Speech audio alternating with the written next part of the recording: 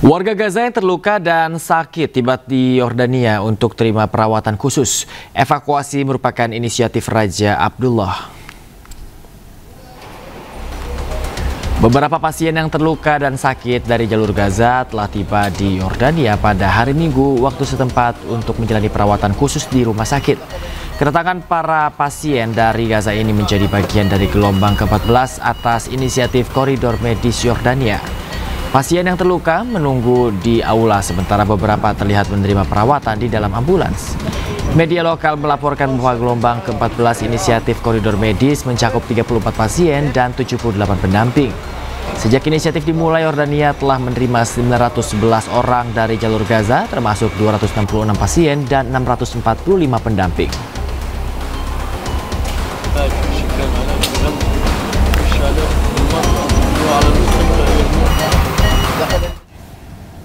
Ya, pemirsa, ribuan warga Palestina masih terjebak di tenda karena masih berbahaya untuk pulang ke rumah. Setelah gencatan senjata, masih banyak warga bertahan di tempat penampungan darurat.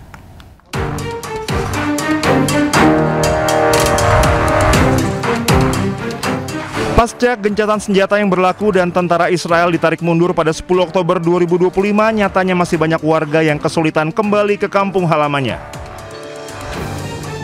Berdasarkan data dari media setempat, ribuan warga Palestina terjebak di tenda bersama keluarganya. Hal ini dikarenakan mereka menilai kondisi keamanan kembali ke kampung halamannya masih dalam kategori berbahaya.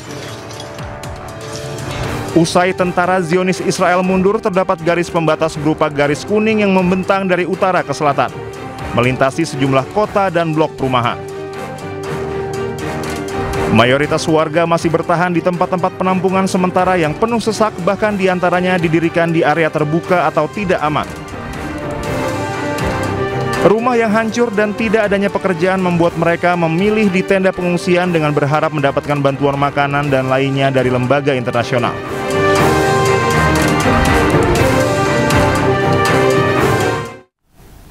Dua tahun perang Hamas-Israel berdampak besar dengan kondisi Gaza saat ini. Restrukturisasi besar-besaran harus dilakukan agar warga bisa melanjutkan kehidupan mereka. Pemandangannya miris terlihat dari atas. Kerusakan yang amat luas menghantam lingkungan Sheikh Radwan, pusat kota Gaza, Palestina. Jalan berubah menjadi puing-puing dan bangunan telah hancur bagaikan kota mati. Kondisi ini akibat pengeboman yang acap kali dikirim oleh tentara Israel ke wilayah Gaza selama 2 tahun terakhir. Restrukturisasi pembangunan Gaza diperlukan secara masif. Tentunya kondisi ini tidak layak dihuni oleh warga Gaza. Kawasan Matun Al-Samin Han Yunis juga terpantau hancur lebur serupa dengan Sheikh Radwan. Bangunan hancur dan jalanan dipenuhi puing-puing bangunan. Sementara itu, sejumlah organisasi negara tetangga mulai datang ke Gaza membantu Palestina untuk membersihkan puing-puing bangunan. Salah satu organisasi yang membantu warga Palestina adalah organisasi masyarakat sipil Turki. Kendaraan berat mulai tiba dan membersihkan puing-puing bangunan. Jalan-jalan di kawasan Han Yunis mulai terbuka pasca 2 tahun tertutup puing bangunan akibat perang Hamas-Israel.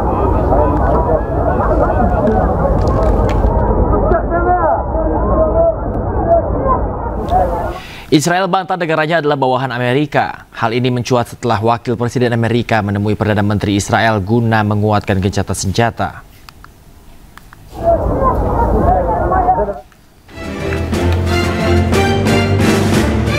Amerika Serikat sebagai negara adidaya menjadi perantara berhasilnya kesepakatan gencatan senjata Hamas Israel.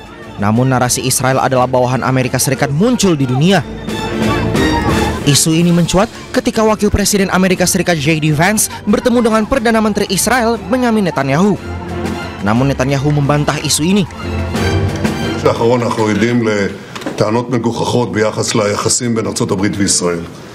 כשהייתי בוושינגטון נאמר שם שאני שולט בממשל האמריקני, אני מכתיב לו את המדיניות הביטחונית שלו. עכשיו טוענים את ההפך, הממשל האמריקני שולט בי והוא מכתיב את המדיניות הביטחונית של ישראל. לא זה נכון ולא זה נכון. ישראל היא מדינה עצמאית, ארצות הברית היא מדינה עצמאית, היחסים בינינו הם יחסים של שותפים. והשותפות הזאת שהגיעה לשיא של כל הזמנים התבטאה גם בשיתוף המבצעי בחלק השני של עם כלביא. Amerika Serikat tidak ingin Israel menjadi negara bawahan. Amerika Serikat mengklaim hanya ingin bermitra dengan Israel dalam menjaga stabilitas keamanan dunia. Kini Amerika Serikat fokus tantangan selanjutnya, yaitu pengembalian jasad sandera Israel dari Hamas dan melucuti senjata Hamas. Di hadapan seluruh pemimpin negara peserta KTT ke-47 ASEAN, Presiden Amerika Serikat Donald Trump kembali puji Presiden Prabowo Subianto. Trump memuji kepemimpinan Prabowo yang aktif wujudkan perdamaian di Timur Tengah. Indonesia continues to be a central voice in ASEAN's geopolitical identity and global engagement. Lagi-lagi Presiden Amerika Serikat Donald Trump memuji kepemimpinan Presiden RI Prabowo Subianto. Kali ini pujian Trump meluncur dalam momen KTT ke-47 ASEAN di Kuala Lumpur, Malaysia. Trump menyebut Prabowo ikut aktif dalam mewujudkan perdamaian di Timur Tengah, termasuk menyelamatkan jutaan nyawa di Gaza, Palestina. Trump juga berterima kasih kepada Indonesia, Malaysia, dan Brunei Darussalam. I want to thank Malaysia and Brunei as well as my friend President Prabowo of Indonesia for their incredible support of these efforts to secure the new day for the Middle East. It really is a new day. There's never been a period of time like this. The Middle East will have peace after 3,000 years. This is a very strong peace. It's going to be an everlasting peace.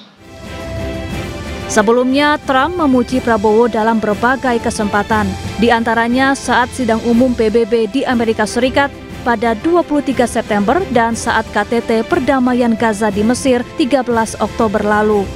Prabowo disebut Trump sebagai pria tangguh dan berapi-api dalam mendukung kemerdekaan Palestina.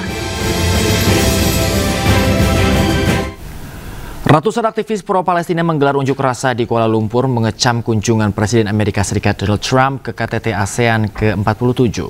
Para demonstran menyerukan diakhirinya dukungan Amerika Serikat terhadap Israel.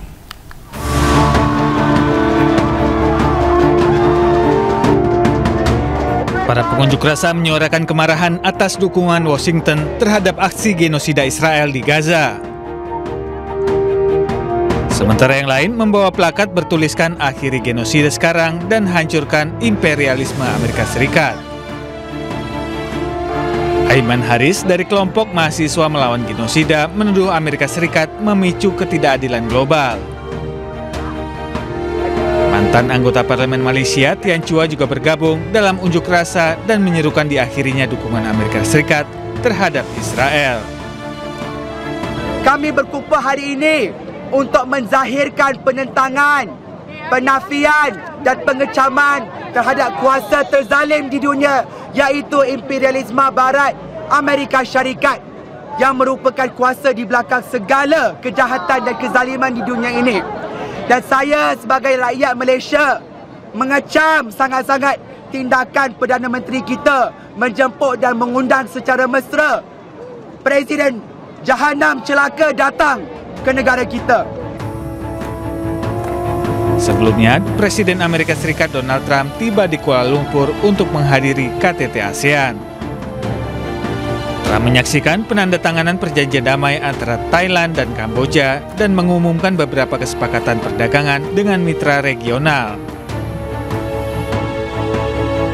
Pasukan keamanan menjaga ketat lokasi pertemuan puncak dan rute delegasi Amerika Serikat guna memastikan demonstrasi tetap damai. KTT ASEAN ke-47 diadakan pada tanggal 26 hingga 28 Oktober 2025, mempertemukan pemimpin dari negara-negara anggota ASEAN dan mitra utama termasuk China, Jepang, dan Amerika Serikat. Ya pemirsa, kita ke informasi berikutnya. Joran Mamdani, calon wali kota New York Muslim pertama, mengecam rivalnya Cuomo sebagai boneka Trump. Seminggu sebelum pemilihan wali kota New York yang berlangsung pada 4 November 2025, 13.000 orang menghadiri kampanye Zohran Mamdani di Forest Hill Stadium, The Queens. Kampanye Mamdani berfokus pada kebijakan progresif termasuk bus kota gratis, perumahan yang terjangkau, dan upah minimum $30 Amerika Serikat per jam. Ia juga mendukung pajak yang lebih tinggi bagi perusahaan dan mereka yang berpenghasilan di atas $1 juta per tahun. Sikap progresifnya ini telah mendapat dukungan dari Senator Bernie Sanders dan Imam Masjid New York Syamsi Ali. Zohran Mamdani memiliki peluang besar untuk menjadi wali kota New York Muslim pertama. Why don't we have a foreign policy which does not spend billions of dollars on a Netanyahu government starving children in Gaza?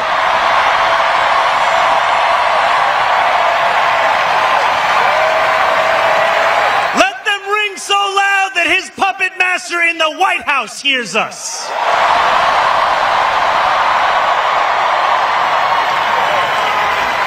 New York is not for sale.